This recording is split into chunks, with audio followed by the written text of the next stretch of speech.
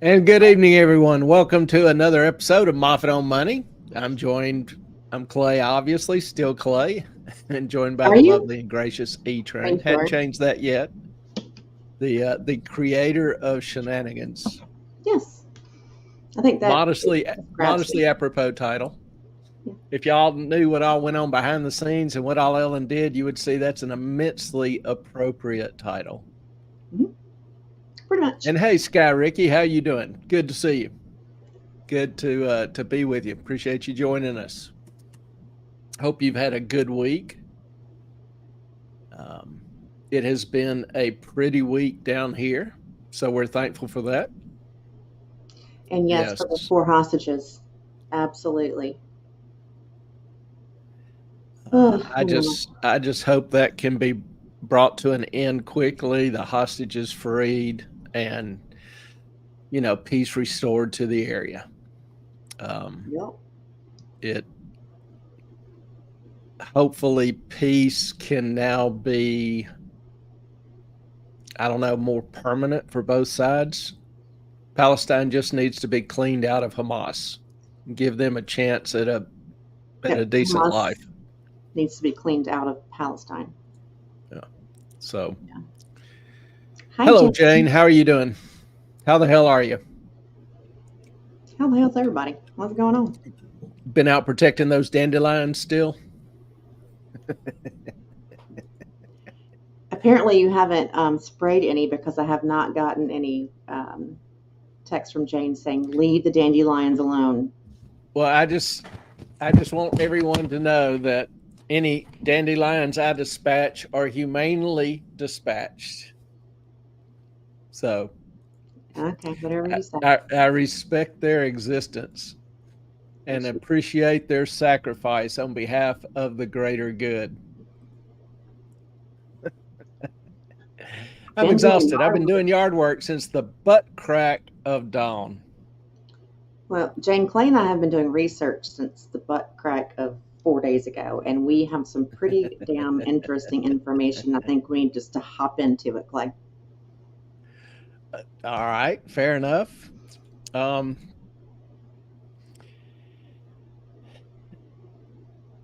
it's kind of weird to start this. My eye just really started itching bad. It's weird to kind of start this because I'm kind of going to start this at the end uh, without giving a whole lot of background to it. But a couple So, things surfaced today. yeah, we're going to start at the end and then back up everything, pretty much. But a couple things broke today. One, there was a ruling by the Ninth Circuit, the appeals court. And don't say the SHOT word. I would say the. Yeah, I'm not. Okay. We're going to use different terms. But the Ninth Circuit just stripped tonight's topic is COVID. Hang on. I'm going to give a clarifier here. If you guys lose us on YouTube because we don't know how they're going to react, you can find us on Rumble. It's the same at Moffat on Money, or on X. Many of us, you know us there at Moffat on Money. Same thing. So if YouTube decides that, they're mad, that's fine. You can join us somewhere else. We'll keep going. Yeah. Okay. Two big events today, two big news stories today. One, Ninth Circuit Court stripped the pharmaceutical companies who manufacture the mRNA injections. They said it's not I'm going to have to use the word, I guess. They said it's not a vaccine if the claim isn't to prevent the spread, which we now know it doesn't. The Would you claim, stop saying the V word? well, I have to because that's in the definition. It talks about the term vaccine only applies in law if it prevents the disease. This is the case, the ruling in Jacobson held that mandatory vaccinations were related to preventing the spread of smallpox. Well, we now know that the injections, current injections, don't prevent the spread. They are advertised, sold, marketed now as aiding the symptoms, which makes it legally and technically a treatment. So the government, when it issued, the FDA, when it issued the emergency use authorization, we'll refer to it as EUA for the rest of the night, that included legal protection from lawsuits against any complications brought about by receiving the injection. This is pretty huge. This now means that everybody injured or who claims to be injured can now, if this holds in the Supreme Court, can now sue for damages, which we all know, based on the Oxycontin and some others, can be in the billions, the significant billions. So this is a pretty huge moment, pretty huge decision or impact. Second thing that happened today is that the attorney who drew up the Biological Weapons and Anti-Terrorism Act of '89 was passed by Congress, signed by President Bush. Well, the attorney who drew it up filed an affidavit in a Florida case today, states that the injections qualify as a weapon of war, a biological weapon. Right here, it is my expert opinion that COVID-19 nanoparticle injections, or mRNA nanoparticle injections, meet the criteria of biological weapons and weapons of mass destruction, according to the Biological Weapons Act, which he's the author of. It's kind of hard to find a better interpretation of an act than the individual that wrote it. So that's two big events in the COVID arena, which news kind of broke today. So that's kind of my way of saying this is timely as hell, this topic. Kind of enjoy doing that. So that's kind of brought you up to date where we are today. The latest in the, legal arena, maybe the science arena. So now we're going to go and start kind of at the beginning, give you the background on what has led to these two somewhat momentous events. First of all, Okay, I'm going to start. You got through both because I'm trying to get Rumble up on. I've got 3-4 screens going on at the same time, so I didn't hear. You did go through both. Okay. Yes. Got and it. For those of you that don't know, Ellen kind of manages. I just kind of condensed that all into one word. Ellen kind of manages the background, the operation. We are running 3 simultaneous broadcasts, and Ellen kind of is tracking those and handling any specific questions, like the questions on Twitter, Rumble may not show up on here. The Twitter and YouTube show up on here. Rumble does not. So now I'm on there as well. Okay. So, but then I've got the notes and everything else. So. Yeah, we try to track those as best as possible. So she's got a lot going on in the background.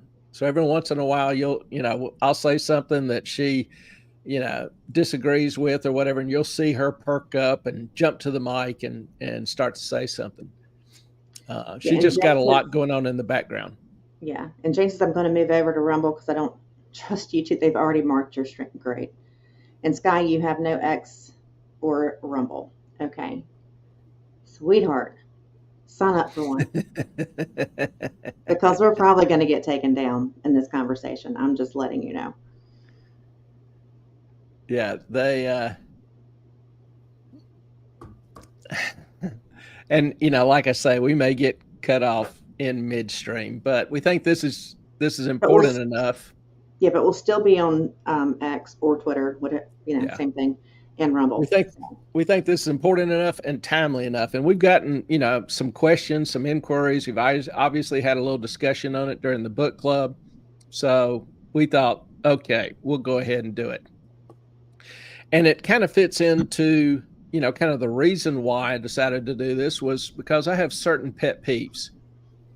And it's just my nature. One of them, is largely responsible for tonight's topic, also aided and abetted by E-Train's passion for the topic. But my pet peeve, and I've been irritated about it for years, is when somebody says, quote, the science says, or, quote, trust the science. Both of those irritate the hell out of me. And I'm an academic, I'm a researcher, got an undergraduate in biochemistry. Most of my other hours were spent in physics, going to med school. Ended up switching over into finance for various reasons. But I've still followed and loved the medical side of science. So the thing is, first of all, science isn't and has never been a declaration of known fact that can't be challenged or considered alternatively. It has never been and never should be the end all for making decisions, a hammer to coerce compliance, particularly with its known track record, some of which we'll discuss tonight. When we examine the particular culture, or, for lack of a better word, that the culture that arose surrounding COVID, you understand, I don't mind cultures. I'm a supporter of different cultures. So I don't use that term in a pejorative sense. I generally celebrate unique cultures, just not those that claim they are above criticism or that demand subservience, compliance. Science isn't a hammer to beat somebody into submission. no, it should never be used that Science, way. yeah, science is a process of discovery. How many, scientific theories have been declared obsolete with the advancement of knowledge, with the Right? continuing process of questioning and doubting the accepted norm? Like the Earth isn't flat. That's a premier example. And there are many. In physics, Einstein's theory of relativity set the world on its head. Now, some new quantum discoveries are again revising the way we look at physical reality. So, science is never set in concrete. Its whole nature is to be challenged and questioned and tested, evaluate the results. And if But you care about the scientific process, you should be willing to amend your opinion to new evidence. I'm going to have to interrupt more than I usually do because we've got a lot of people on Rumble. And Jane says, "Me too. Science is always evolving. I don't trust Dr. Fauci's science. I trust Carrie Mullis." Yeah, and we'll get into that some tonight. For those of you not familiar, Carrie Mullis is the developer of the PCR test, a test that was widely used to determine whether or not somebody was infected with COVID. And Mullis actually argued very strongly that the PCR test was not suitable for infectious testing, for viral detection, because it is so sensitive. It picks up, gives you a positive if there is some dead DNA strand, a component of the DNA strand floating in the bloodstream, which is inert, inactive, not spreading, not growing, not causing any, infection. No symptoms. You wonder why so many people were labeled positive when they had no symptoms. False positive. PCR test is notorious for giving large number of false positives due to its sensitivity in picking up. Yeah, there were too many cycles run. It was just anyway. Yeah. And think of a cycle as a filter. For most of the COVID testing, they were running about 40 cycles, which is a very, very, very, very fine refinement, very fine search, very fine filter. To actually arrive at some decent, trustworthy results, the cycles probably should have been run around 12. Yep. Much simpler. So, but nonetheless, we do know that the PCR test inventor, Mullis, was against it being used for this kind of thing. We also know he didn't hold Fauci in high esteem. And Jane just said, I know for a fact they overcycled the test. Carrie Mullis said 25 times was the max, and they were cycling them 44 to 54 times. Yeah. So there you go.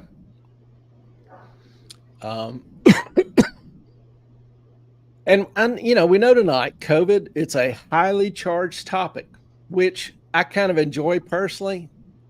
Being in academia, I'm always, kind of debating, and, we make our living criticizing other people's papers. They make theirs criticizing ours. It's the process, should be the process of peer review and trying to improve the research, the quality of the research. So this is not foreign territory or unwelcome territory to me. And as an academician and a researcher, nothing I say tonight is beyond criticism or refinement. I hope each one of you check what I say. I hope each one of you examine the issues for yourself. I present no claims of omniscience or perfection or superior information, much less the ability to cover every point or every counterpoint. And I just got to say hey to Melissa. I just saw her pop up. So, hey, Melissa. Hi, honey. Melissa is a dear friend and huge supporter of the show, and just a close member of the family. So good to see you. So, bottom line, my pet peeve is the lack of understanding that science is a process, not a proclamation. It's ongoing inquiry and consideration of new evidence with an ability to adapt or conform your perspective, your views to the new information. That's simply the mark of an educated person. Sky, you can't keep changing how you're living. You're just going to confuse the hell out of me. Sorry. And for those of you that don't know, we'll just go ahead and throw this up. Melissa is a huge pug fan. She has a website, Love Pug Circus. So if you want to see some great pics and, sharing pug love, that's the site. Dogs Discussions actually is an Instagram site that has some really cute videos of people just out with their dogs. So if you love animals, this channel is not a uncomfortable place for you. Mm-mm. Dogs are a big part of the family. And it's cute. All right. Where were we? Starting to talk about, just finishing up pet peeves, saying, kind of giving some background on why I'm interested in this or why this is kind of a topic. So what do we know? We know on this topic, and certainly others, that a lot of things that were proclaimed as true simply aren't. They aren't true. Over the past 2 weeks, we've been privileged to see testimony from NIH, National Institutes of Health officials, and former director of the National Institutes of Health, Dr. Fauci, who in both series, in the series of testimonies, both parties admitted that much of what they offered was guidance. No. Who admitted much of what they offered in guidance and mandated procedures was simply not based in scientific knowledge. Is that better? That probably makes better sense. It's total bullshit because they were trying to create laws to make you feel guilty about not doing the things they wanted you to do. Sorry. Yeah, Fauci, to quote Fauci, he was asked, where did he get the idea from lockdowns from? He just made it up. And he said, no, I didn't just make it up. It just appeared. No, Okay. that was That's that was also the 6 foot distance. 6 foot distancing. Okay. It just appeared. And I'm like, well, that's what you want to hear from your leading scientific expert. He didn't make it up. It Shut just up. appeared. Yeah. So that's That the. yeah. We are going to get, just to give you kind of a brief of what we're going to get into. We are going to get into the vaccines, the problems with the vaccines, and You some just of the financing, um, and just how crazy this whole thing is and who's involved. And basically, we all, American taxpayers, paid for this whole thing. So, Well, back to the testimony. There was a lot of testimony from these officials that critical information that was at best, let's call it inconvenient to the info being promoted by the agencies, that a lot of that information was suppressed or even denied as crackpot science. You'll remember there's also been testimony that officials in the government worked with Facebook and Twitter and Instagram to encourage censorship and not delisting. What's the word? They close your account. you got deplatformed, Deplatform. Thank you. Couldn't think of the word. and they would And to accuse you of deplatform individuals because the government did not like what they were saying. because they would Which say we it was now all misinformation or disinformation that really wasn't either. It was just questioning, which is a First Amendment right in this country. You can say and question whatever the hell you want to. Yeah. And, the problem I have is two things. One, government officials encouraging censorship. That's not their role. That's unconstitutional, in my opinion. Secondly, some people go, well, it's a private company. They can censor whatever they want, which generally I agree with. But the problem here is that these companies operated under, is it Section 20? The rule that gives them immunity from lawsuits based on content that is on their platform. 223, 202.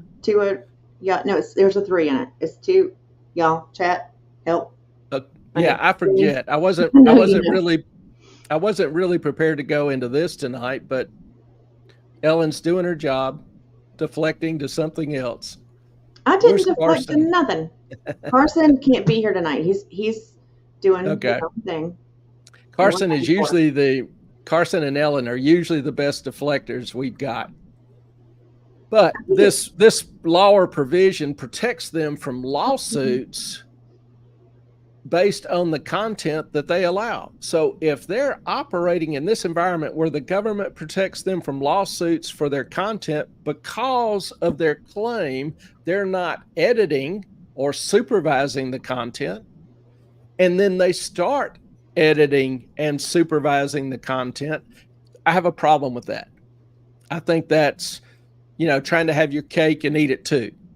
And they allow terrorist groups like Al Qaeda, Taliban to be on there without any censorship. So, and they're throwing out people of renown records like Robert Malone. Robert Malone is retained by nations, the Defense Department, whatever, for consulting on research issues related to like the mRNA shots. He actually has a patent or has patents on the technology used to develop that. Okay, it's section 230. Thank you, Jane. I knew you would know what it Section was. 230. Yeah. Mm-hmm. So that's why I disagree with, in this instant, that there being a private company, they can allow who or what they want. Not if they're going to claim government protections of free speech. And not if the All government right, is so actually censoring it. I'm sorry. I'll stop. so so let's begin at the very beginning. The Wuhan wet market. Wuhan. Remember that the stories were coming out that it was a man bitten by a bat, or, ate some bad food, whatever, gave birth to COVID? Must have been. Had to be. Must have been.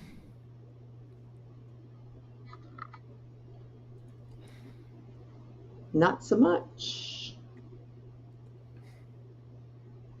And there were articles all over. It was the this is not opening up the right window, sorry. There were even studies, medical studies, I'm sorry, scientific quote unquote studies published that argue that COVID-19 could not have been a laboratory effort. Wait, that's not what that says, though. Studies offer further evidence the pandemic began in animals in the market. No. More evidence that COVID-19 started in a market, not a laboratory. That's exactly what that says. Yeah, but that's just not true. Oh, I thought you said that's not what it says. Okay. Anyway. What you said wasn't what the headline was. I'm sorry. And Jane just said, going after Dr. Ryan Cole, he's like one of the preeminent pathologists in the world. He is. And so we also have Robert Malone, who created the mRNA technology to begin with. And he was like, this is not, no, just no. None of this is going to work. It's never been, okay, we'll get there later. Sorry. Yeah. I have no passion for this subject, by the way. None. So, the idea first peddled, widely argued, widely impressed upon people, contrary opinions being censored, stricken, people being deplatformed because they, thought there were other possible alternatives, was common. The authors in Nature magazine, a rather prestigious, scientific journal, a foundation paper for most of this argument, and peer-reviewed, wrote that, quote, our analysis clearly show the SARS-CoV-2 is not a laboratory construct or a purposefully manipulated construct. Toward the end of the paper, they added, we do not believe that any type of laboratory-based scenario is plausible in explaining the origin of the virus. Now, this paper's been accessed or read over more than 6 million times and cited by over 2,000 media outlets. And that was the standard line. Had to accept it just about, at least in social media. Now, those who argued that it was created in a lab, Wuhan Bioweapons Lab. It's the leading bioweapons research lab for China, the Chinese Communist Party. It's about 40 minutes from this market. So, in a large city, relatively close. Now, some would argue that, this came from the bioweapons lab, but there were articles in a number of publications, even The Lancet, one of the top 2 medical journals in the world, labeling it a conspiracy theory on par with climate change and anti-vax theories. The Lancet even published a letter signed by 27 scientists, including Chinese scientists, that stated it was a conspiracy theory. We can't see that. Okay, there we go. Yeah, you can. Okay, we can now. Of course you can. We stand strongly together to condemn conspiracy theories suggesting that COVID-19 does not have a natural origin. So when I say this was the standard line being propagated throughout the Western world, I'm not kidding.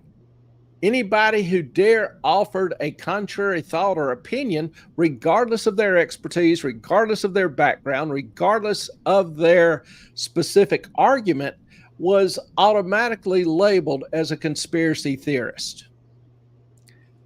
Now, looking at this, I'm a little surprised Fauci didn't sign it, but he was in DC stating that the emergence of COVID was, quote, totally consistent with a jump of a species from an animal to a human. Mm-hmm. And interestingly, the study in Nature magazine was published a few weeks after that. Now, Trump had labeled it the Kung flu. Don't know if y'all remember that, but I do. It was hilarious. Trump sometimes ought to be, make a living as a stand-up comedian. The guy's got some lines. And Trump described it as coming from the Wuhan biochemical weapons lab. But he was widely ridiculed, as was anybody promoting contrary theory. British scientists from prestigious universities attacked Trump's claim. They said it's false. It's outlandish. This, according to Joshua Moon at the University of Sussex. He stated that the U.S. is abdicating its role in the international community. That's a pretty serious claim. Brendan Wren at London School of Medicine noted that it is generally accepted that the virus has mutated naturally. Pandemics happen naturally. It's unnecessary to invoke a conspiracy theory. Michael Head at University of Southampton said it's unhelpful for high-profile individuals to repeat the debunked conspiracy theories, as it undermines the public health response. So are you getting the idea?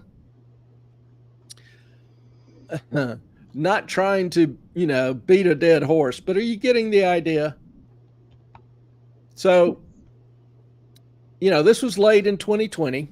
Early in 21, Biden was sworn in, whole new regime installed at Health and Human Services, CDC, NIH, etc. But a report came out May 21st.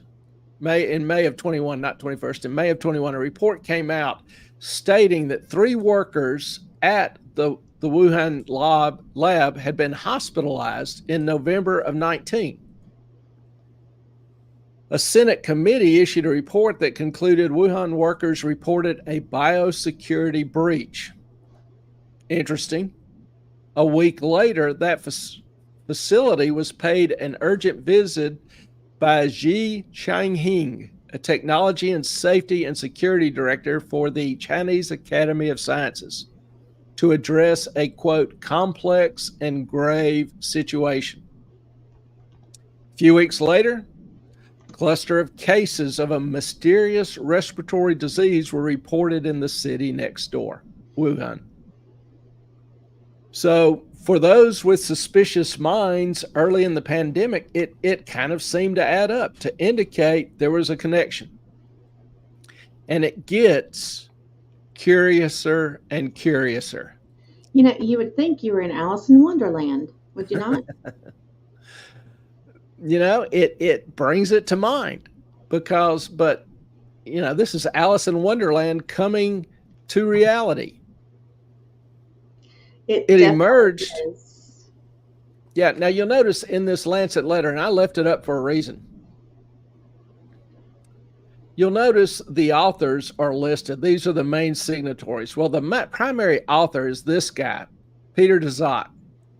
Affiliations: Echo Health Alliance. It's Dazic. Dazic. Yeah. Okay, I'll go with that.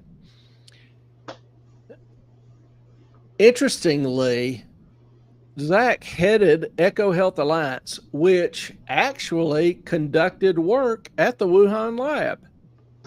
A year after it's published, one of the signatories of the Nature article, Proximal Origins of the Virus, confessed that he had reversed his opinion, having learned of the dangerous studies with Dr. Shi's name on them.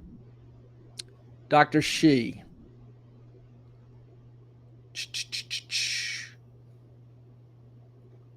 Oh, is it my turn? What? No, I was sitting here looking at signatories. I thought she was one of the signatories, but she's not on there. No, she's on the journal that 2014. Okay. We'll get there. Yeah. The now the signatory. Where's his? Let's see. Oh, I'm sorry. One of the authors of the Nature study, a guy by the name of Ian Lipkin, reversed his opinion when he learned of the studies that Dr. Shi's name were on, done in what he referred to as a porous lab. Yep. That's screwed up. Yeah, it is. He told reporter Donald McNeil, "My view has changed." Now I think Ellen has some information on. Are you going to bring up the? I don't have it on my, because I'm looking at your notes in 3 different screens. If you can pull up the evidence for retrovirus that I sent you.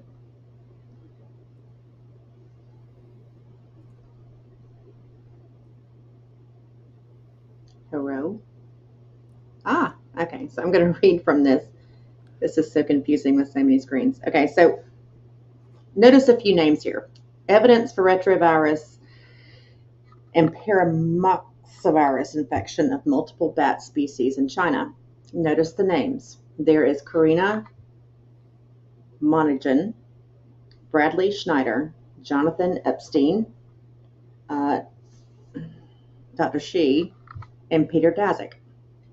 Okay, so if you go down a little further, Clay, should be highlighted. Okay, I'm going to try to make this really quick, but Metabiota in San Francisco, which is the first highlighted underneath the names, right there, yes. Okay, 2 of the scientists are affiliated with Metabiota. Metabiota was financed by Rosemont Seneca, okay, from Hunter Biden. They started, I think, with like $30 million and raised a ton more money. Okay, so then the next one is Eco Health Alliance in New York, which is, of course, Epstein and Dazic, which I can't even get into that with you, but the Wuhan Institute of Virology, the Chinese academics, which is Dr.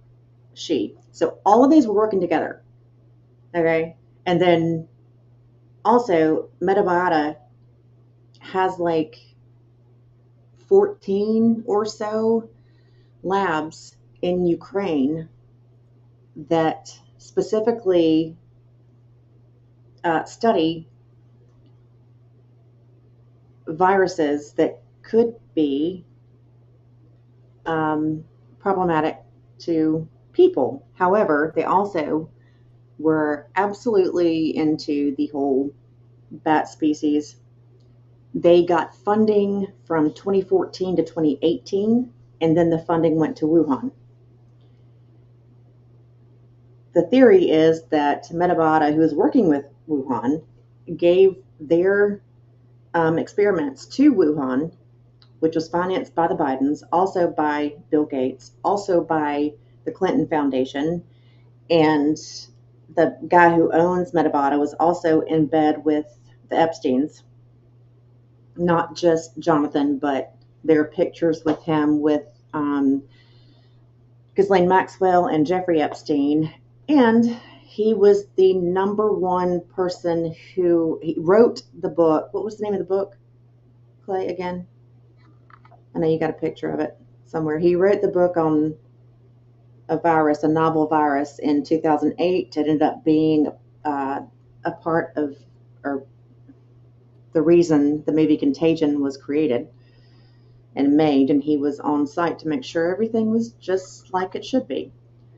So all of these connections are freaking scary to me. I mean, if you think that these people are not screwing with us, okay, I will stop my. No, you're fine. Just keep in mind, a lot of these names like Dzac and Zingli, she's also referred to as the Bird Woman. Sorry, Batwoman. Not Bird Woman. Batwoman. Bat Doctor. Batwoman Doctor. So you will see these names pop up a lot when you're looking at some of the funding and the arguments for, a natural development of the virus. And that's what this article is. It is arguing that COVID-19 came from bats. And it's 2014. And Nathan Wolfe, the guy who owns Metabata, was also the guy who screwed up the whole Ebola thing. So we know the argument now. The initial claim, it was transmitted from animals to men.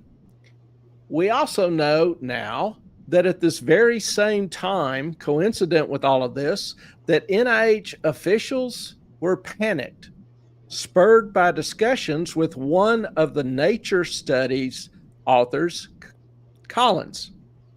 Unredacted documents obtained by a couple of magazines, the Journal and the Intercept, tell a little bit different story. Come on, baby, pop up. My computer's running a little slow. Sorry about that. I'm trying to keep it all up. I'm not sure if it's honestly.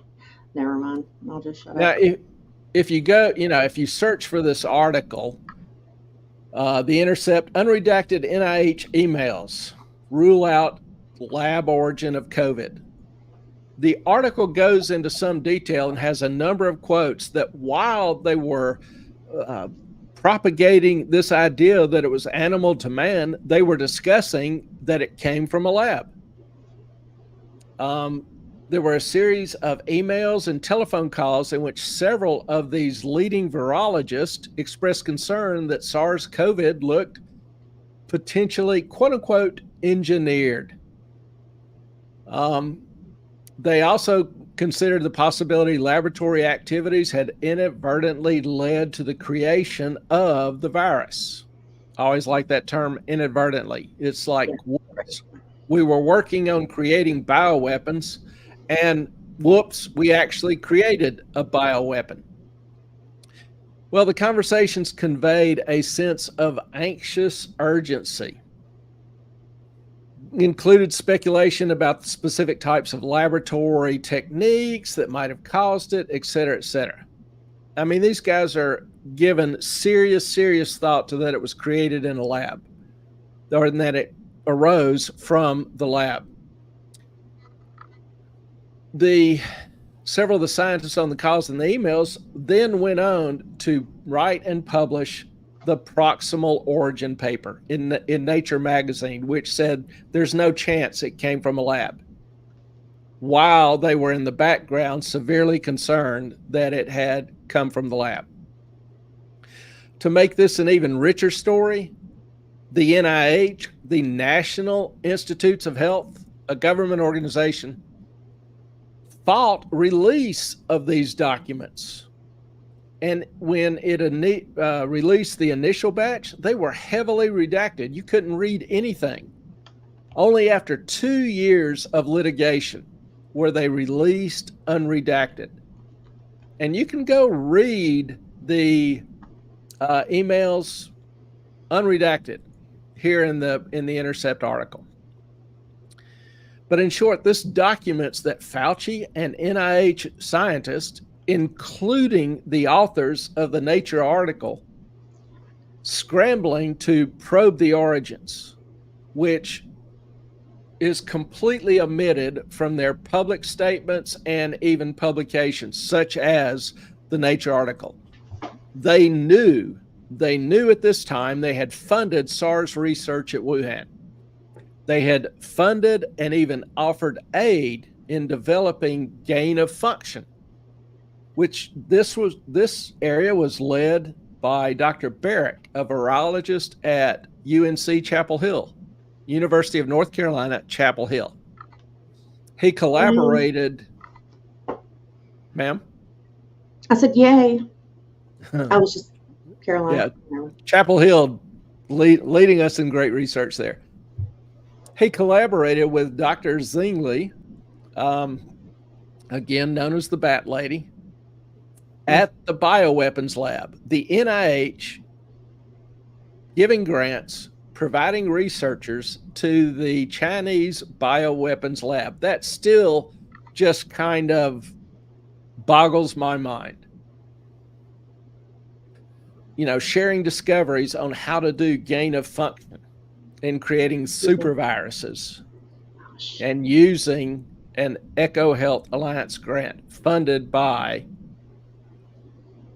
DAZAC. DAZAC. DAZAC. I'm going to you to say it. Sorry. Okay, yeah. So Jane said, look around Fort Detrick and the cancer clusters. And I asked her, I said, well, what's the connection? She said, Fort Detrick is a bioweapons research lab located outside Frederick, Maryland. I think that might be one of the ones, I'm not sure, because the Pfizer BioNTech thing, they set up a lot of labs. Eesh. Yeah, the problem. This is, I'm sorry, I don't mean to interrupt. This is such an in-depth, complicated, the webs and strings going from everywhere, that it's kind of hard to pin everything down, especially in a 2-hour segment. But the more that we figure out all the details, the more that we're going to share them and let you guys know. Yeah, you know, like I said in the beginning, there's no way that I can consider every angle or even every counterpoint.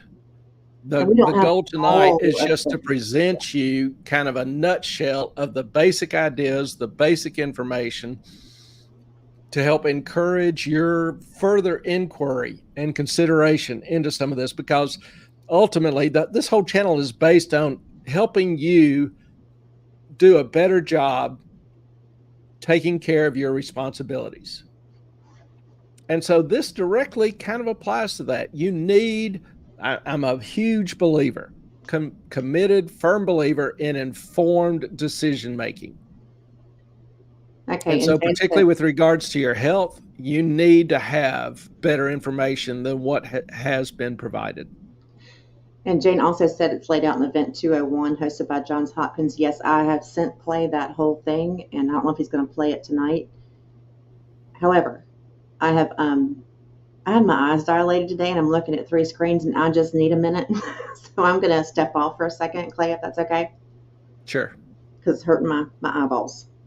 Okay. Thank you. I'll be right back.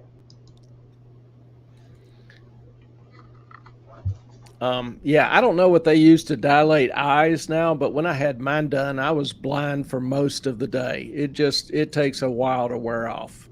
Anyway, seems like when I was younger, it didn't take as long. So I'm going to attribute that to new medicines, not older age.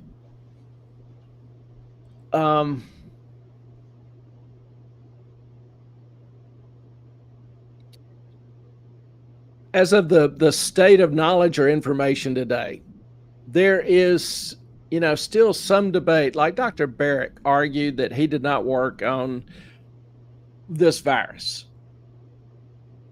but he did work on SARS. He did help with instructing and teaching gain of function. This on a U.S. funded grant. again, still boggles my mind that Americans are over helping develop bioweapons for other countries.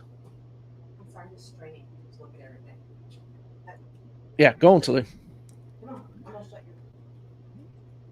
your. Yeah, Ellen came in to let me know that she's taking a break.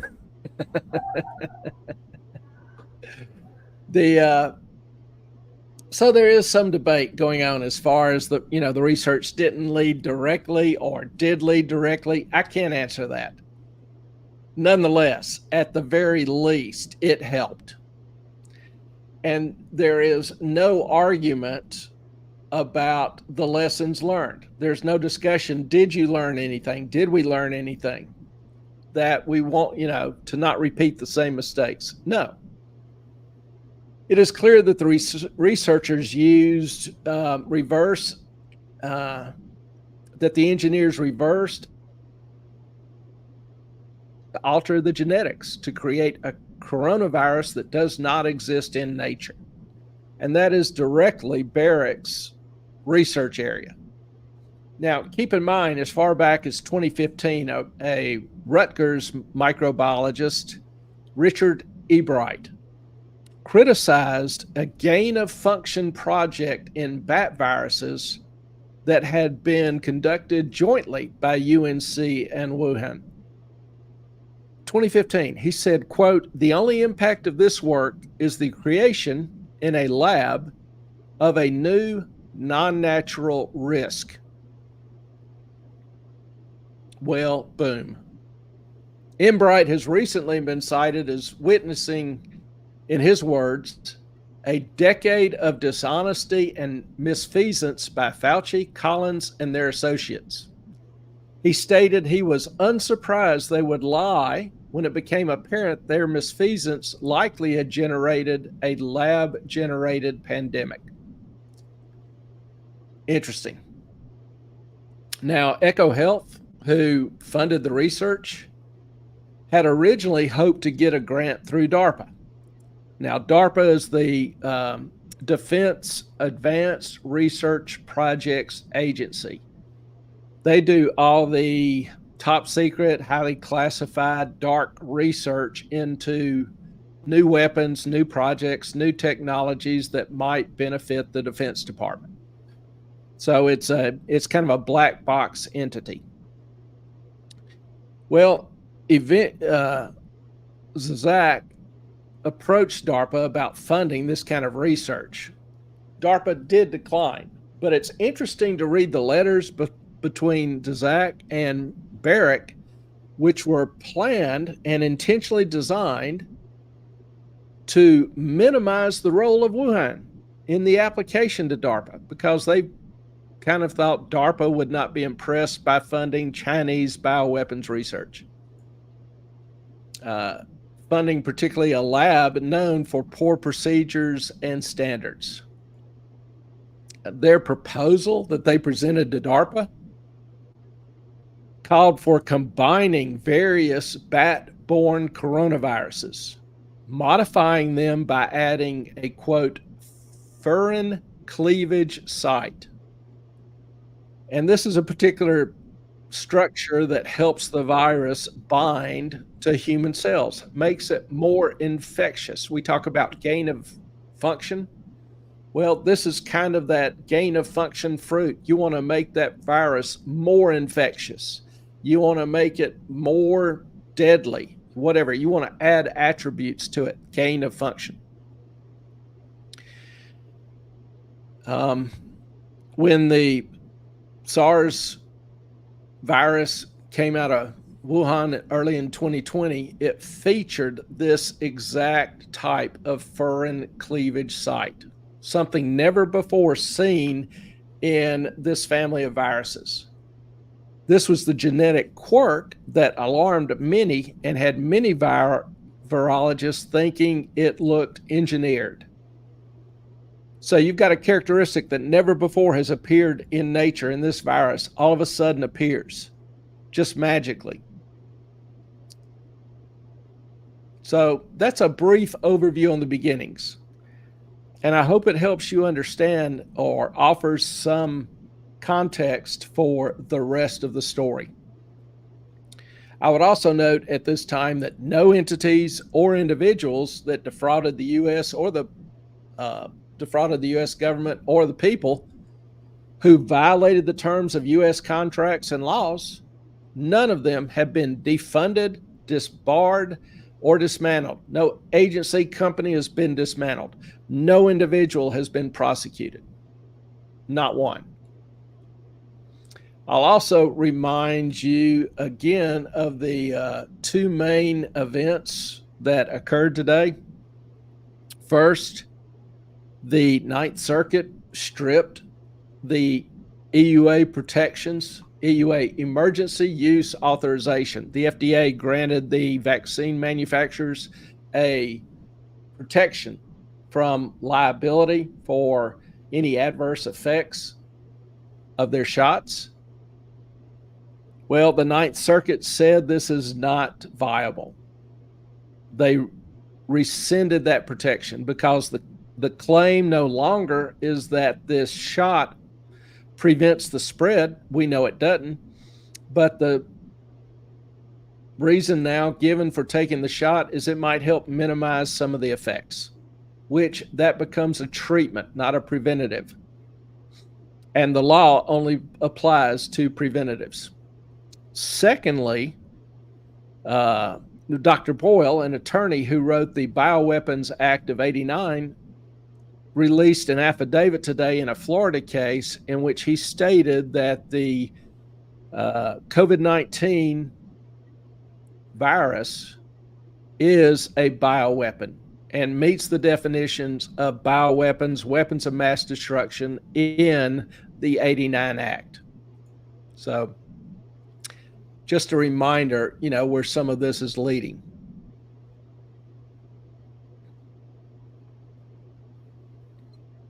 Now,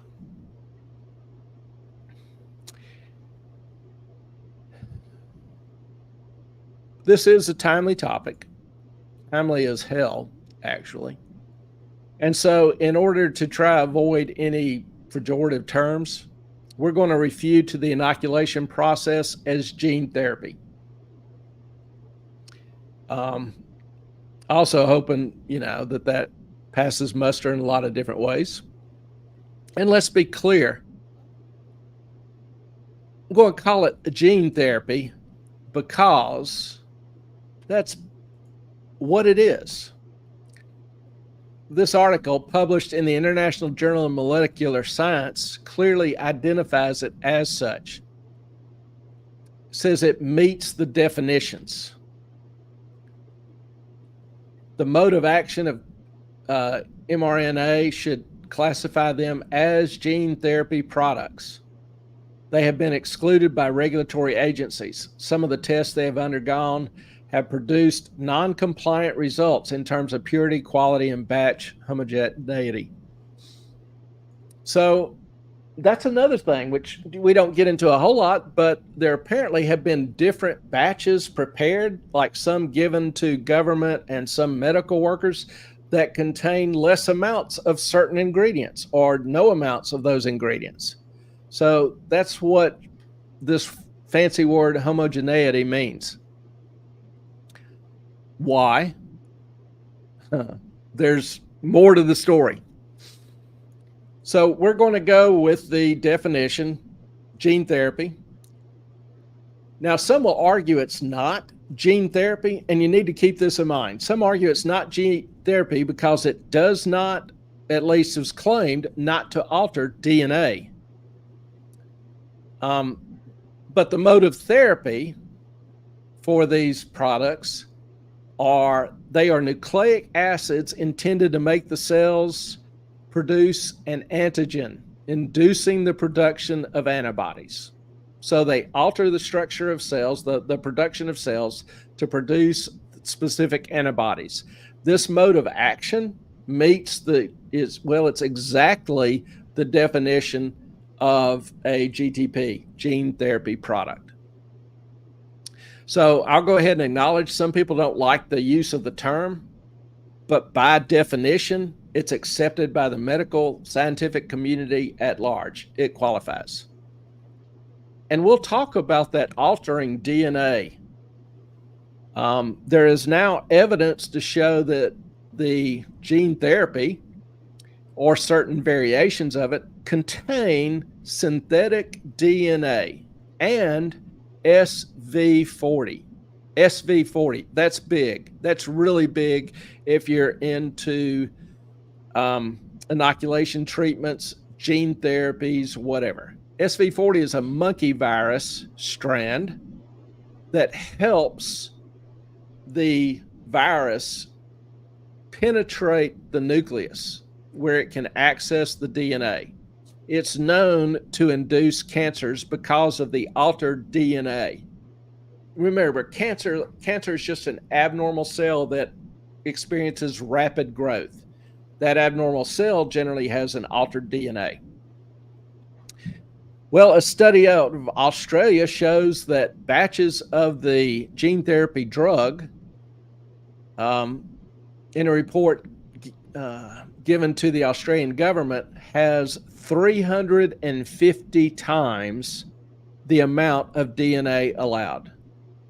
Also, it shows that the encapsulation of the DNA is in liquid nanoparticles. Keep that in mind, liquid nanoparticles, LNP, which efficiently delivers the DNA, which allows the mRNA to transmit to the nucleus to affect human DNA. I have to mention this. Ellen's jumping in here. Sorry, I'm about to get back upstairs. But the Robert Malone actually contacted one of the scientists who created one of the vaccines and said, "Are you sure that DNA is not in this? That it's not?" He said, because he created the whole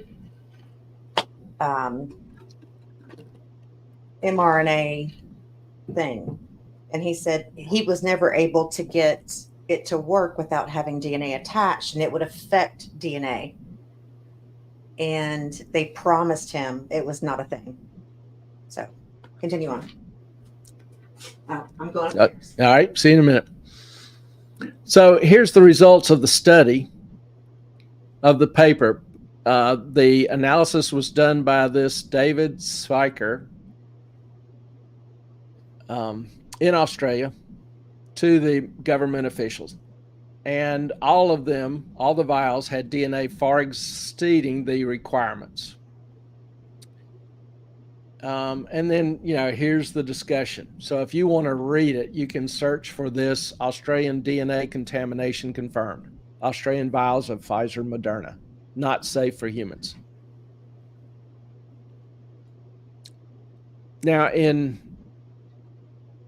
early 21, Pfizer released to the FDA its cumulative analysis of post-authorization adverse events, which is really kind of a mouthful.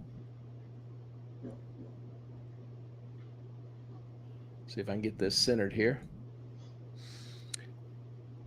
This study is a required report by the FDA that the FDA uses in assessing patient risk. This study is an accumulation of the data available after the first 90 days of issuance of the gene therapy. Now, I want to remind you that this is not clinical trial data. This is not a study. This is simply observations, observational data reported from case submissions. So we can't infer actual rates from the data. We will throw out a few rates just for reference, but we can infer that these rates apply across the whole population. Underreporting is also likely. A lot of people will have problems, complications, issues. They won't be reported. Underreporting is likely. But this is informative. Also, remember that with this and their initial studies, Pfizer wanted to wait 75 years to release this data. Why? Pfizer and the FDA. Why? Is this the post-marketing? Or is Post-marketing. this okay? Yes. Gotcha. So this is 90 days after the product has initially been marketed. Yeah, and The that's data, all that they've kept up with. yeah. And they only looked at it during this 90-day period. They didn't do any follow-up. So a lot of the incidences later in the study that were first noticed, there was no follow-up. We don't know the final outcomes. But let's look at what we do know. The data covers 42,086 cases. Out of this, there were 1,223 deaths. That's nearly 3% of observed. 4 people died on the same day as the vaccination. Statistically, both of these are modestly highly unlikely. Latency. One big factor that the FDA is interested in is latency. That's the time between the administration of the drug and the onset of complications. Well, latency in this study runs from 0 to 4 days. Like I said, 4 people died on the day of inoculation. Interestingly, women make up 71% of the observations. Yes. Now, that's modestly unlikely, statistically speaking, but it becomes a little bit more curiouser and curiouser if you understand that Pfizer had information from its pre-release study that there was a higher incidence of myocarditis, pericarditis in men. So one way to minimize that impact is to study more women. Does that make sense? Everybody with me on that? Now, can I prove that's why women are 71% of the study? No. But it makes me wonder. They're not 71% of the study. They're 71% of the adverse events. Yes. Filed. The study should be equal in male to female. It's just the adverse events happen 3 times more for women than men. Yeah, but there's some other things later that make us wonder if they were picking some of the results. Or targeting women. Also, Possibly. James has said, my mother had a stroke 24 hours after the first injection. Her physician said that it was just a coincidence and refused to report it to VAERS. I've heard that so many times. Yeah. People say, like I say, underreporting. Mm-hmm. And that's a shame because people need to freaking know what this thing's doing to them. Yeah. Other information from this post-market report, 54% of the cases were younger than 50. The bracket with the most adverse effects was 31 to 50. And I'm not absolutely sure of this, but my impression was that there was an effort to try to inoculate the older people first. So I don't really know the breakdowns of how many went to what age bracket, but it is interesting that the highest affected group was in the age group 31 to 50. It is, and they will not tell you how many people were in the first rollout in the first 90 days. No. Or the first day, because it's literally like they're watching them for 90 days. Let's see what happens. And you're not showing any of the statistics on the... No, because if you go through this, most of the tables are modestly complicated. They are, and explaining them would take a fair amount of time. And these this data is actually, I got it from oh gosh, help me out, the website. You have the other document from Naomi Wolf and her group, the War Room, where she hired a... We'll find it and put it up. Okay. So let's continue on with this. Okay, never mind.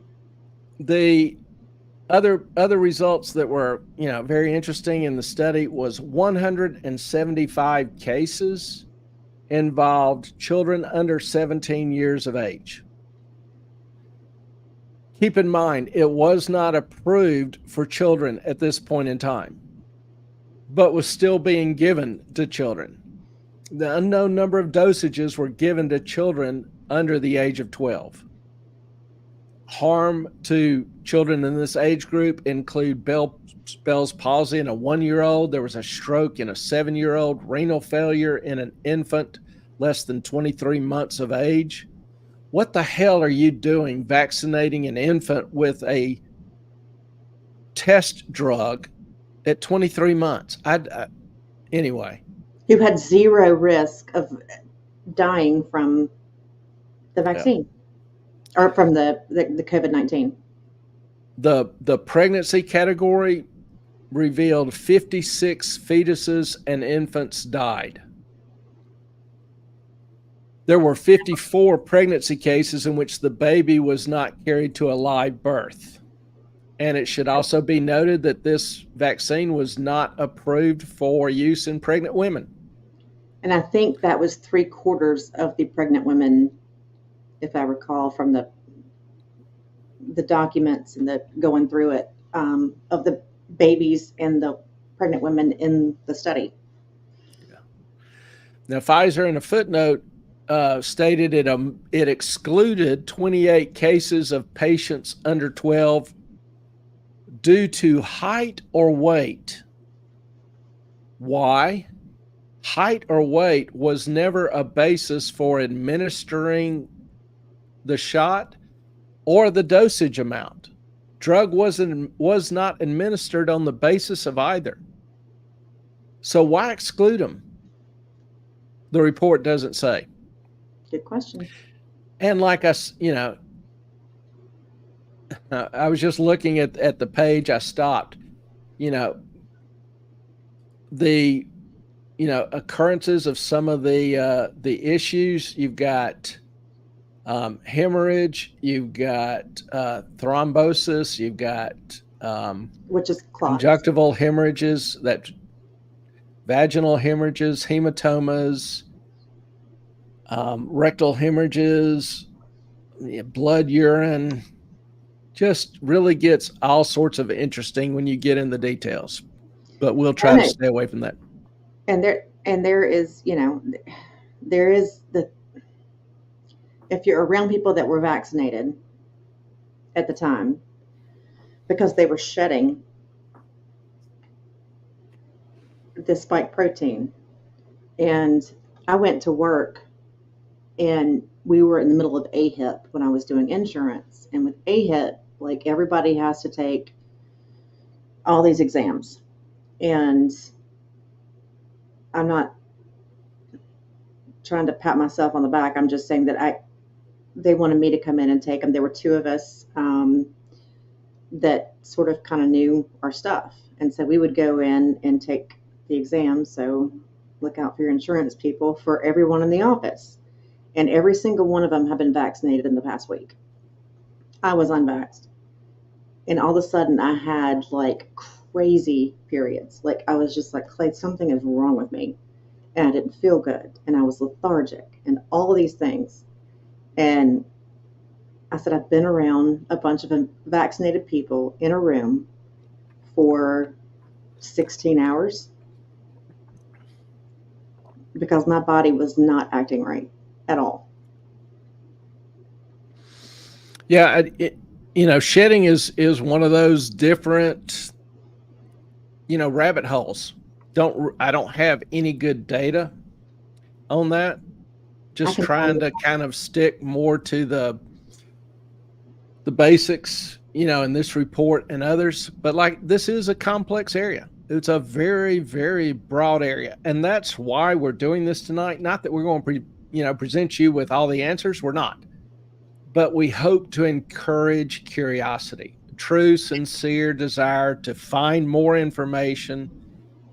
Even the medical reports. Let me see. And if you want us to go down this rabbit hole more, we are more than happy to. I mean, I love this kind of stuff. Just trying to get the truth out. you don't have to, like, if you see a study, You got to make that normally bigger. there'll be the first section called an abstract. Thank you. And, even in some of the summaries, there'll be a separate paragraph, results or conclusion. And you can read through these, and you may not understand some of the chemical compound names, some of the technical names, but generally, if you read them, you can get a general idea of what the study shows. The mode of action, okay, that's a fancy word for, the way it works, should classify them as gene therapy products. You can understand that. So if we cite studies or throw up studies, it's not meant for you to look at the methodology and critique whether or not that's acceptable methodology or whatever. But it is something that you can reference and read through a couple of these main sections, and you can get a better idea of what the study is actually indicating, independent of what we say. Hmm? So that's why I throw up the actual studies, title, the journal, the date, the title page, so that you can examine for yourself. I don't expect you to just take my word for it. I would love and be proud of you if you go do and examine for yourself the information. Develop curiosity. I need to find the link. If any of you guys want to go into and read all of the independent studies, I just have to find that, and I will get it up here in a second. Yeah, there's don't know that you'll read or will list all of them, because new stuff is coming out every day. Well, they do this site, and they Um, have papers on every single one. So yeah. So what was Pfizer trying to hide for 75 years? Pfizer dumped, when they were forced to, they dumped 450,000 pages of info. So I seriously doubt all has been discovered, because a lot of it you've got to run down, you've got to track, you've got to compare, you've got to get other information. It's a slow process.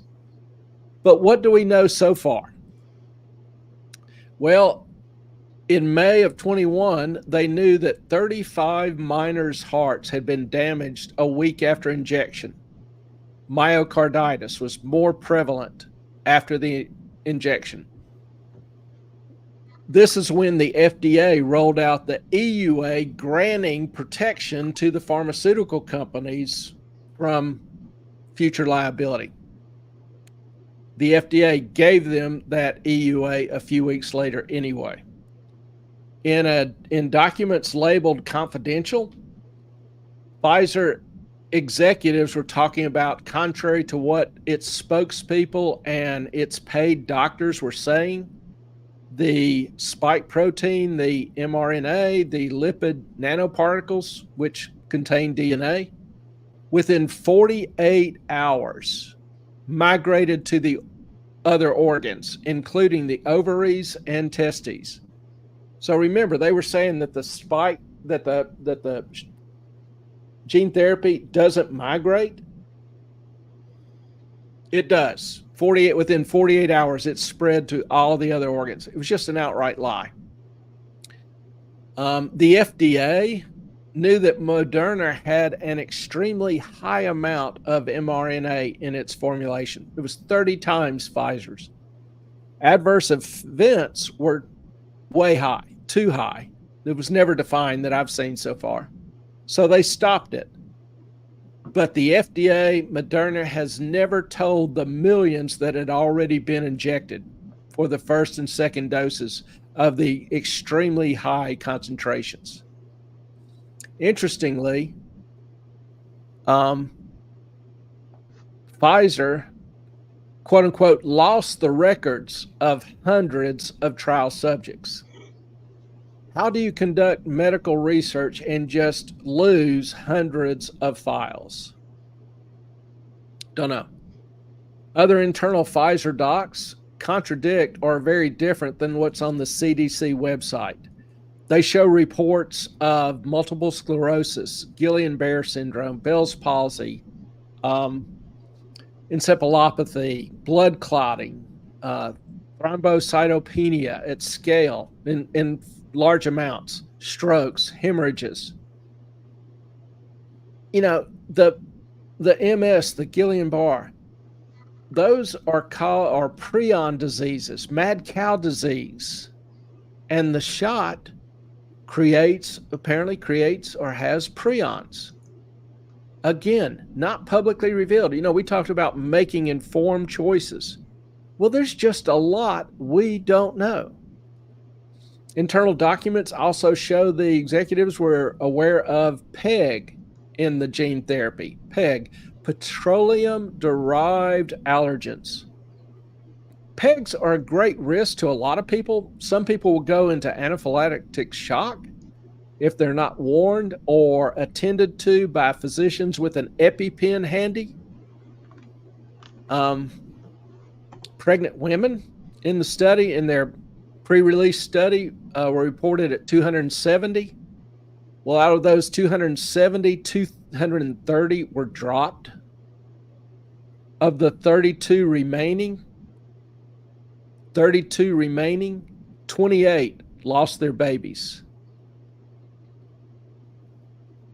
How about babies of the gene therapy treated moms? Well, we know that the PEG and the mRNA is in their milk. NIH preprints showed higher levels of GI distress, gastrointestinal distress, and sleeplessness in the infants studied. And irritability, and when they were born, the placenta was reduced, and this sac around them was not. It was. I'm sorry. I have 15 things. It was shrunken, and there wasn't enough fluid in it. Yeah, you're a nursing mom. Do you want to take a shot that's going to cause your baby more colic, more sleeplessness, more crying, more angst, make it eat less? You should at least have that choice. You should at least be informed of that risk. Melissa, my Nana got Guillain-Barré syndrome, which killed her. That's horrible. I mean, my mama got Guillain-Barré from a flu shot, which killed her. I think she meant her Nana, right? Yeah. Hopefully it's only, hopefully not both. Because I think her mama's still alive. Yeah. Right, Melissa. Oops, from a flu shot. Guillain-Barré from a flu shot. Yeah, I mean, I don't trust honestly, any vaccination now. I've got neighbors who are 70 and older. Huh? I don't. Well, let's not talk about neighbors or anybody we know. Oh, okay. I'm just saying they won't get shots anymore. Yeah, yeah, just Nana. That's what I thought. Okay. Yeah. And we're not arguing that you ought to be anti-vax. Something like the polio vaccine has most assuredly been, extremely, extremely beneficial to humans. But we are arguing for informed consent, that if there are problems, if there are greater likelihoods of adverse outcomes, you should be informed of those before you consent. That is the most important thing. I mean, if you're not told what you're getting into, Mama is, I'm sorry, currently at Pug Camp. LOL, I bet. Bugs are just in your genes, aren't they? Speaking of genes, yeah. And Jane just said, I'm allergic to PEGs. I've had 2 anaphylactic shocks from MMR and the flu shot, and they still wanted me to take the shot even after my doctor told them the risk was too high. Listen, I worked for a company, and they bought us all flu shots. And, I was vice president. President came to my office and said, hey, I got you a flu shot. And I was like, you can return it. I just have had the flu once, and I'm good. I am Yeah. just one of those people that does not trust vaccines that are new. Yeah, I'm hesitant with any drug that's brand new unless I don't have a choice. Um, Speaking of the FDA and Pfizer reports, a later report to the FDA showed 2 babies during this time died in utero due to, quote, transplacental exposure from the gene therapy. Also contained a chart showing harm to babies from gene therapy moms nursing, edema, uh, aggravation, crying, sleeplessness, vomiting, basically tortured babies. Yeah. That's, my description there. That wasn't in that particular word wasn't in the report. No, but But even the I lactating mothers had blue and green milk, which is yeah, not okay. no, Okay, that's just shingles freaky. vaccine. Shingles vaccine. If you've had chickenpox, I wouldn't get too worried about it. Yeah. I wouldn't. My grandmother had shingles, but she never had chickenpox, and shingles were horrible. If you've had chickenpox, that's it's the same thingish, if that makes Yeah, sense. we're not doctors. Well, No, I this am is a not doctor, medical but advice. yeah, No, no, no. but we just urge you to just look up the pros and the cons and talk to your doctor. Informed consent, and then make the best decision you can. It is your body, it is your health, it is your future. Mhm. Um, so in April of 21, this report was approved by the FDA. 3 days later, the head of the CDC at the time, Rochelle Walensky, gave a press conference stating the gene therapy was safe and effective for pregnant women and mothers. No. And Sky, For you gotta give Sky something here.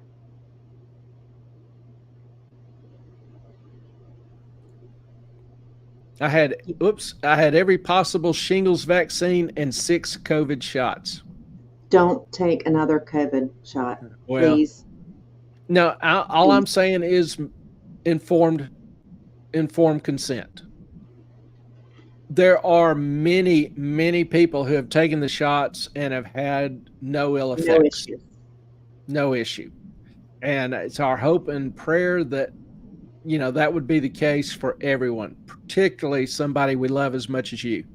Yes. So, okay, Yeah, stop with we're the not. vaccines. I'm gonna tell you Yeah. because I love you. Stop with the damn vaccines. Okay, Sky. Well, we obviously have concerns, but you make the decision that's in your best decision. We're going to love you either Yes, way. of Now, course. we don't, we're not trying to make those who've had the vaccine feel concerned or whatever, but this is just information that people should be aware of. Hiding it ultimately does no one a service.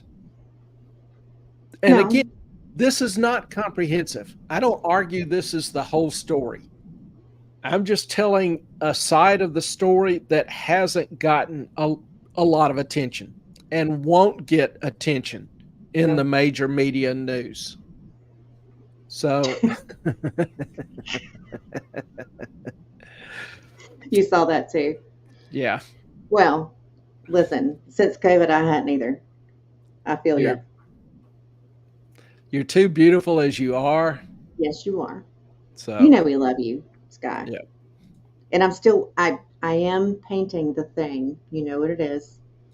I make a little progress every night. So it'll be I will show it it, when it's done. yes, proudly. Hmm.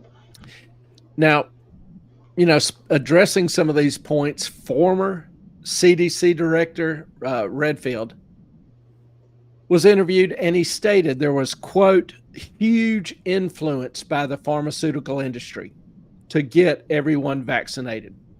He also stated that the CDC, quote, stopped tracking people who were infected that were previously vaccinated. The breakthrough cases. why would the CDC stop tracking breakthrough cases? Well, Redfield was asked, actually was in an interview with Cuomo. So Cuomo asked, why did they do that? And Redfield responded, quote, I think there was a decision not to do anything that would make the vaccine sound like it didn't work. You do remember the immunity claims that the vaccine will give you immunity from COVID-19? Mm-hmm. Well, we know that wasn't true. So the claim then shifted to you wouldn't get as sick. We know That there were wasn't true problems with that. So then it was you were less likely to go to the hospital. either. That didn't work out.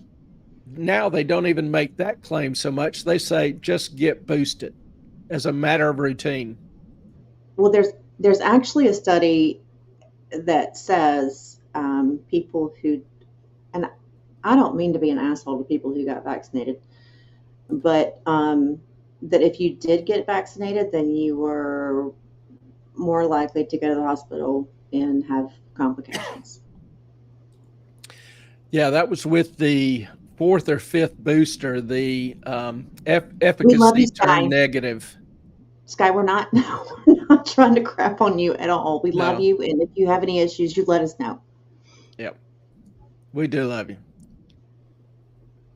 Recently, this report just came out, 3rd of June, 24, from the Netherlands. They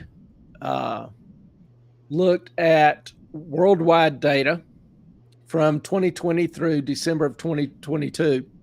So hopefully most of that data is relatively complete, because we know that there's oftentimes a huge lag in the accumulation of medical data. Different countries, different states, different region, different doctors have different timelines of what they report, how they report, when it's collected, when it's assembled together. So hopefully this should be reasonably complete data. Well, this study came out suggesting that the COVID vaccines could be partially to blame, if not completely to blame, for the rise in excess deaths since the pandemic. The authors suggest this. Researchers analyzed the data from 47 countries, discovered that there had been more than 3 million excess deaths since 2020, with the trend continuing. A German scientist, author, kind of came to the same conclusion and tied the onset of excess death to the introduction of the first vaccine.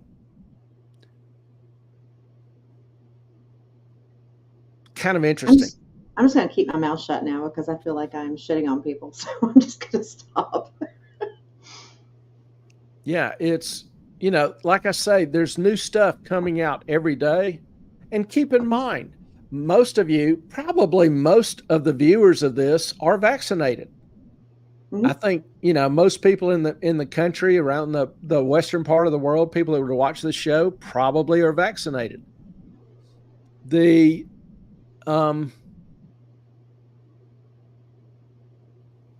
let's see, Scarricky, or dogs in discussions. Everyone in Montreal that I know ran 4 vaccines, unless they had autoimmune illnesses. And since these are free, they sprinted. Yeah. I think the majority of people in most Western countries are vaccinated. And, a lot of this information wasn't available, had no idea. People were trusting their government officials and their doctors. And the doctors were trusting government officials. Well, the doctors couldn't even. So you had a few key people controlling the information flow. A few key people setting the agenda, the dialogue, and censoring counter opinions, thought, dialogue. And Scott says, Ellen. Okay, go ahead. That's the real problem. Ellen, don't worry, I believe you, but we had no clue. I get that. Listen, I'm not shaming anyone for what they had to do. I know lots of people had to do the things. I get it. What worries me, I lost my train of thought. I'm sorry. And Melissa, because I was reading this. Who I are also not know people in vaccinated. my circles who were not gene therapied and died from COVID. There are some. And, Mhm. another thing that I have a problem with, one is the test, all I think PCR PCR. test. Hmm. Also, the CDC got rid of the pneumonia and flu categories and combined them with COVID and started presenting them all as one data set. So Yeah, if there you was look at, no flu in 2021, 2022. None. Zero. yeah, Zip. no Zilch. pneumonia. So, and also some of the treatments, we now know if somebody, had a respiratory complication with COVID, Hmm. if they put them on a not an aspirator, a ventilator, And they put him on that that remdesivir that or that actually was the wrong course of action. Also, they were giving them a drug known as remdesivir. remdesivir. We Yeah, can't say it. that But in studies, they stopped it because it was so damn dangerous. nurses who were administering it had a nickname for it. They called it "Run, Death is Near." Hmm. So, Yep. a lot of the early treatments were actually counterproductive. And, people died from that. We don't know the numbers. I remember I told Clay, I And said, if I get COVID and have to go to do not take me to the hospital. Do not. I don't care how sick I am because they are going to kill me with this run death is near. They'll put me on a vent, they'll give me the meds, and I will die. So just don't. And my yeah, doctor, I asked him, I said, can you, you know, prescribe ivermectin? He was like, no. He was like, I will lose my license. And I was like, okay. Well, I just watched Ron Johnson, the senator, his roundtable about COVID with Robert Malone and all of the big scientists that know all about this stuff. And one of them was a GI doctor. And she said that ivermectin actually increased the bacteria in your gut, which helps get rid of COVID, and the gene therapy would kill the same bacteria in your gut, which made it worse, which is why some of this stuff, you can't, YouTube shut it down, can't find it, you can get it on Rumble. yeah. My main concern is that discussion was stifled. Contrary of thought was ridiculed and then eliminated. That's not the way you advance science. No. And we can never forget the treatment of those who wanted information, and to try to think and make the best decision in their own interest. They were ridiculed as suckers. People who trust their gut are suckers for conspiracy theories, according to scientists. Hmm. A review of 170 studies suggests people believe in conspiracy theories to fulfill motivational needs and make sense of distress. Eh. As an academician, I've got a real problem with this because, again, people were labeling contrary thought as a conspiracy theory just to dismiss it without rational, cogent thought. They couldn't develop rational or cogent arguments against it. Historically, in this country, an informed individual was respected, was encouraged, one to do their own research. It doesn't mean you're a doctor. It means you're trying to gain information to ask better questions. All right, I It's got a not couple more. somebody that blindly Okay. trusts a voice that takes zero responsibility if it's wrong. Hmm. I don't think, for example, AI. Ellen hates AI. I don't necessarily hate it, but I don't think AI ought to make decisions. because a computer cannot be held responsible. I've That's, seen Terminator 2. I'm just yeah, saying. I'm just saying. You need humans making decisions. You need humans with the ability to make decisions in their own best interest. They can't do that if they don't have a chance to be informed, to hear pros and cons. Yeah. So we know down through history that there are voices in the major media, in the major outlets, even in government, who want you to blindly trust them. Mhm. I would, throw up a few suggestions. Hang on, hang on. Before you go there, okay. I'm already Dog there. discussion. Dog discussions. What about the pneumonia shot? Listen, I am not a doctor, but I will not take another vaccine because they are trying to put the mRNA in every vaccine now, and I don't trust it yet. I am the cautious human who just believes that prove it. And Yeah, huh? I would go talk to your doctor. Ask him not what does he recommend, but what are the cons? What are the complications or the fears of the current round of shots? Yep, yeah, I've and you can get taken the package insert, and you can snapshot it. You know how to email us, and Clay and I will look over it and see what we think and give you our opinions. and I mean you can Google it, but my experience with the pneumonia shots, I don't get them anymore, even though many people recommend them because I've had it twice, Me and too. each time I got the flu. The last time I took it, I got the what was it? The swine pig flu. That was long ago, though. I may have gotten that, but it was 20, like 20 2010. 2019. I had the flu, but that's Yeah, the last time I've I'm had it. talking about when I got the swine flu. I about I know. died. I mean, I can see how people died from that. But oftentimes the shot doesn't contain protection against new forms. Well, they're So, guessing. They're guessing which one it is. yeah, and they build the formula around that. So, look at any changes to the base used to um transmit, to carry the dead virus. I think it's still a dead virus shot. And talk to your doctor about possible complications or issues and just, make the best choice for you.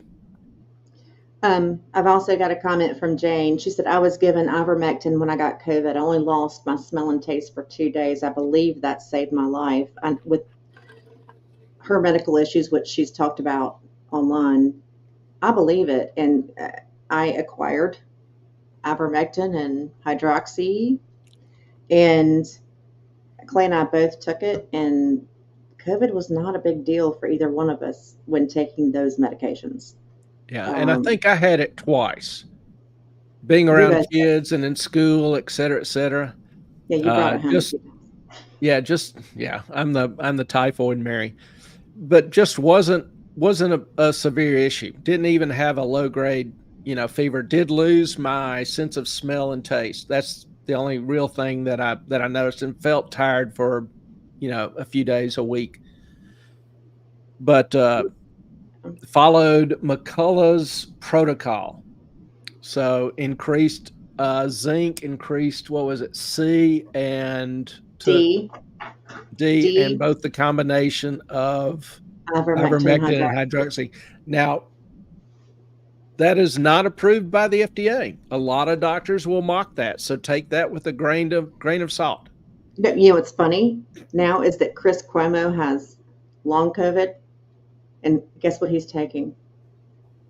Ivermectin, Yeah, and he's still shat on everyone for doing it.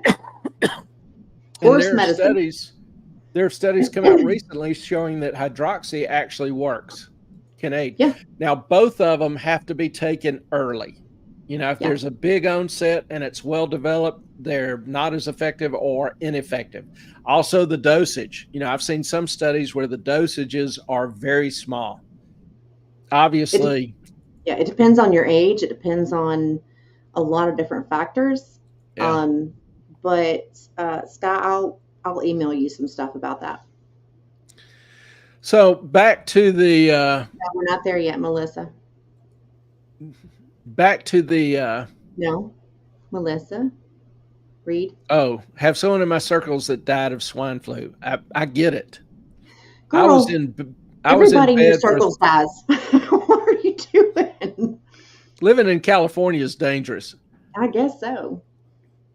I was in bed for 3 days, could not get up, couldn't drink for two and a half days, whatever. Couldn't drink, couldn't get out of bed, couldn't call anybody, whatever.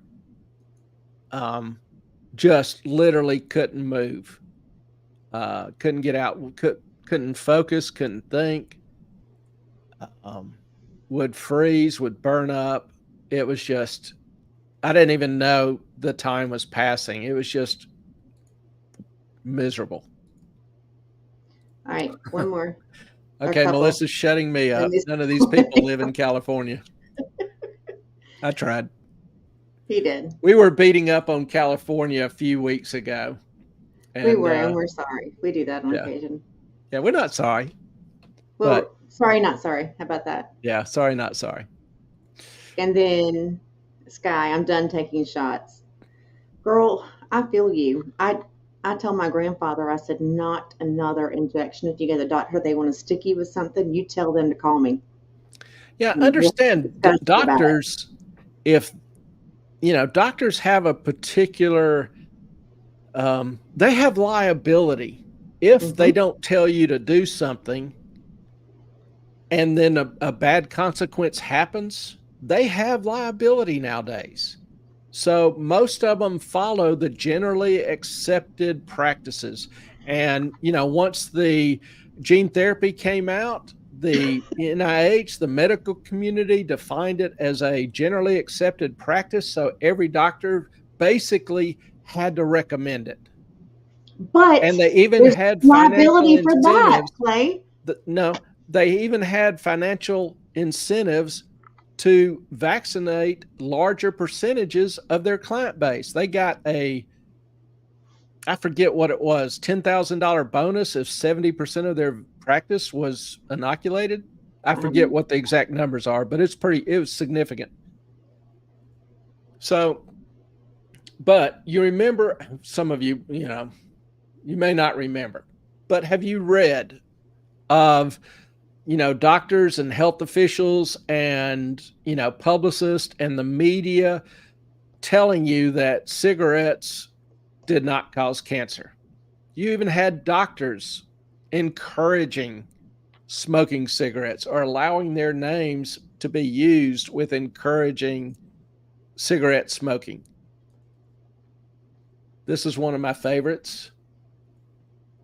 Any of y'all familiar with Chesterfields?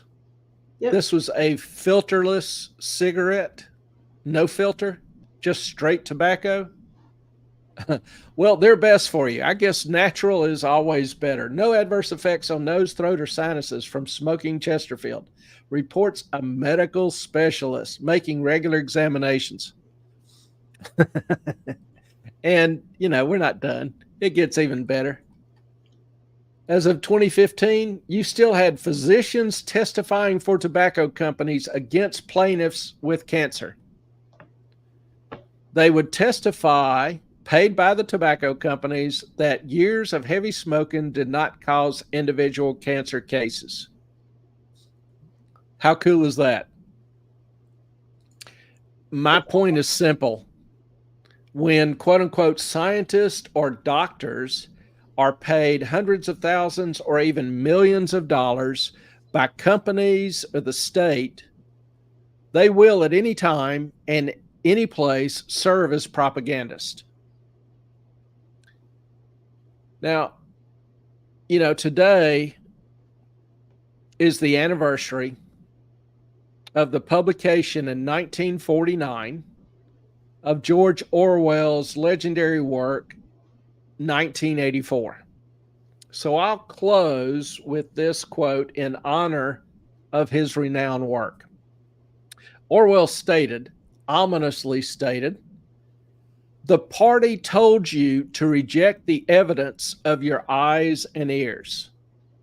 It was their final, most essential command."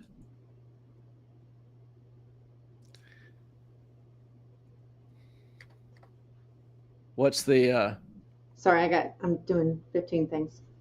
being a 60s and 70s child, the mantra was fight authority. There's still a little bit of that in me. So I would obviously encourage that wherever possible. Anybody have any questions or other comments? I know this is, controversial topic. I know this is not a complete or thorough examination of all the issues, counter arguments, points, whatever. If you want to know more, though, let us know. Yeah.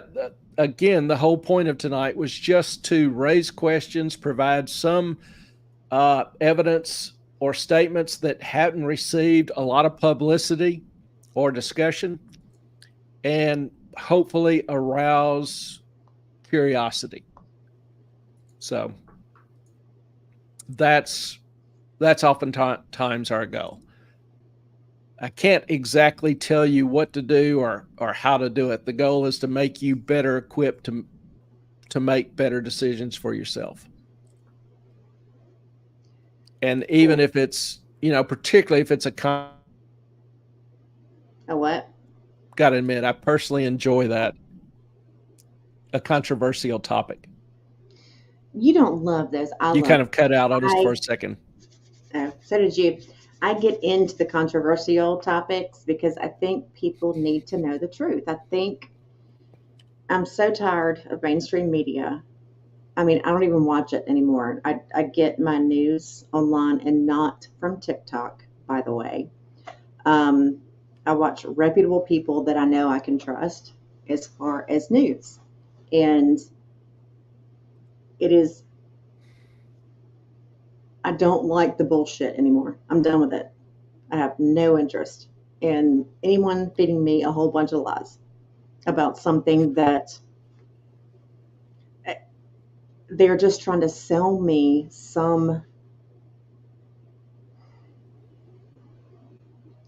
they're trying to sell me an angle that may or may not be true. And I think the main idea is that, if you trust, you can still verify. Trust but verify. And that's what we encourage. Yeah, and Sky, if you can't trust our doctors, then we're doomed. Well, the problem is that the governments tend to sort of move in the way of that and say, well, if you do what you should do, or that you think you should do, then we're going to take your license. And that is where it becomes an issue for me.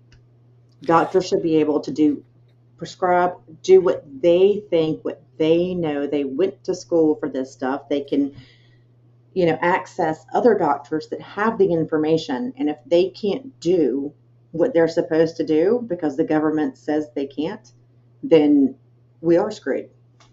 Yeah, understand. Many of us have traditional views of doctors, and the world has changed. For example, your relationship with your doctor now has intermediaries. For example, your doctor can't prescribe or treat you oftentimes the way he wants to because insurance companies won't allow it or won't pay for it. So he has to choose from accepted treatments or combinations. Secondly, liability. Liability for doctors has gone through the roof the past 20, 30, 40 years.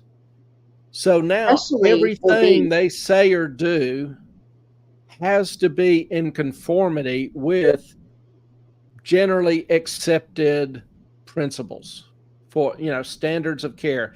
In fact, most doctors now come into your treatment room with a computer, and they're typing in the symptoms, they're typing in your blood pressure, pulse, all this kind of information, and the computer brings up the solution, the what do you call it? Protocol. Well, yeah, the diagnosis.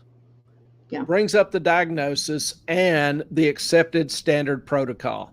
Mm-hmm. So even if your doctor maybe had a different impression, to me, when I was considering going into medicine, I loved it because I saw it as a high combination of art and science. The art was the clinical skills, the experience you gain from hands-on examination, treatment, knowing your patient, the intuition you develop. It was an art. It wasn't just a science. It was an art heavily influenced by the science, but still an art. That's why some doctors were better than others.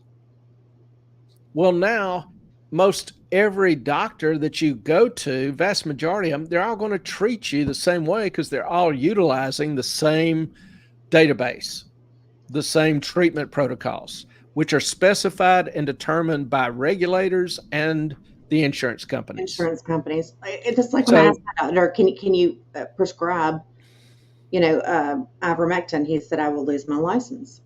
Yeah. Like, okay. All right. And it's contemptible that a doctor could lose his license because he was prescribing an extremely safe medication with known antiviral properties. Which now, maybe it would work. Our military takes all the time, every time they're deployed. Maybe it would work. Maybe it wouldn't. But that's a choice between you and your doctor. It's cheap. It works for an amazing number of different issues, demeaning it and discounting it as horse-paced. This drug won a Nobel Prize and is now being studied and considered in applications in treating early-stage cancer development. It's incredible what this drug actually can do. I'm not saying it'll end up, being used in cancer treatments, but the initial preliminary results are really good. It's not just a horse paste. No. That's just contemptible to describe it as such. So, I think there's some doctors out there that are trustworthy, but you've got to understand your relationship is no longer with your doctor directly. There's several intermediaries in between that you have to try to get around, cut through to get your doctor to give you honest thoughts, which if he does, he also could expose himself to greater liability down the road. So you have to, I attack doctors, I defend doctors. I understand the position they're in. It's why I decided not to continue to pursue it. I saw some of these things coming down the road with some other complications. So, doctors were leading the charge, calling contrary thought conspiracy theories. And these were doctors that knew what they were talking about, and they knew about the mRNA. They knew the things. And they said, hey, do this first. Try this. Yeah. But it wasn't profitable. And not allowed. Mm-mm. And there were doctors who knew the complications, who knew the risks, that were still telling you, hey, it's safe. Go ahead and do it. There were doctors who knew that it, was a bioengineered virus coming out of a bioweapons lab, and still were publishing papers saying it was animal to man transmission. Bought and paid for by the Biden family. The old adage still always applies. Human nature hasn't changed. Follow the money. Mm-hmm. And Pfizer was shucking out billions to support the sale and recommendations of its drugs. It would produce reports to the FDA showing risk and complications. The FDA buried them. It worked with Pfizer to keep from publishing them for 75 years until courts finally forced the release. But the FDA gave you zero knowledge or information that this shot may have adverse effects on you. It was sold as completely safe, harmless, wouldn't spread to other organs, wasn't gene therapy, et cetera, et cetera, et cetera, would give you immunity. Let me That's the bring this problem. in. Let me bring this into it too, Clay, because the real problem is that does anyone know how much the coronavirus cost the United States? I mean, we're in $34.5 trillion of debt right now. How much did the coronavirus cost us? And lost production and lost wages, lost savings, and lost jobs, and How much did it cost there's the government? trillions. I don't know. I don't think 17, anybody knows the exact million. 17 trillion. Yeah, and I would say that's probably low because that doesn't include lost revenues, continuing damages, extensions beyond the initial periods, whatever. But we're in what, So, 34, 35? So that's half of it was COVID. well, some of that money would still be spent on other I stuff. It's feel not that you, it would be saved. but it The debt was compounded already the debt beyond that. Yeah, the debt was already beyond that in 2020. beyond 35 trillion. No, 35 minus 17 is 18. It was Yeah, already but 19 or 20 trillion. it was manageable. It could have been handled a Extra lot better. I'll 17. agree with that. Yeah. All right. Now, It's we've been time for talking bedtime. some about conspiracy theories. So, for the fun of it, I'm just going to I'm throw gonna let this up. you do this because I'm exhausted. My eyes aren't working that well. All right. All right. Good I love night. you guys. Y'all have a lovely, lovely evening. Thank you for being here. And if you want to know more, we're on Twitter. We are on Rumble. We are on, of course, YouTube. Comment or email moffatonmoney@gmail.com. Send us information. If you want to hear more about this, please let us know. And I'm exhausted and my eyes hurt. So I love you guys. I am out. Thank you, Sky. Sweet dreams to you, honey, and God bless.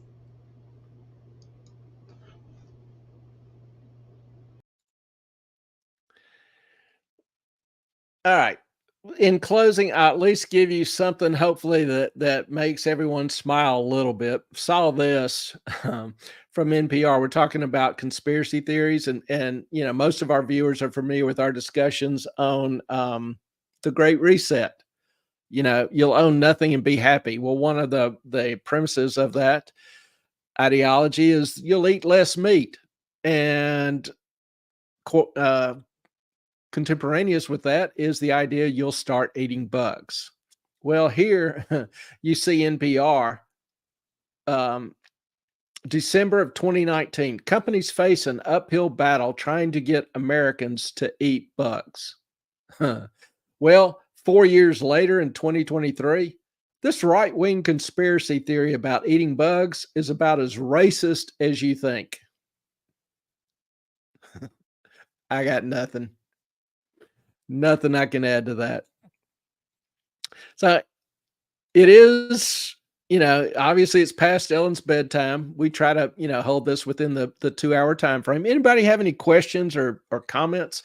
Again, something you don't want to discuss publicly, email us, DM me on Twitter. If you want, something else presented, if there's something you think we omitted or stated wrong, let me know. We'll bring it up. We'll review it. Always glad to do that. Again, don't consider this the final authoritative voice in the universe, even though you probably wouldn't be wrong if you did. But we love you guys. We really appreciate your support. We appreciate your comments, your questions, even your differences of thought and opinion. That's the cool thing about this life, this country, this channel. It is good for people to think. Not necessarily all will agree. So appreciate y'all. Love y'all. I'm going to call it a night myself. So I appreciate your time. Thank you for watching. Our time is up. We do thank you for yours. Blessings to you. And thank you, Sky. Appreciate you. Good night, y'all.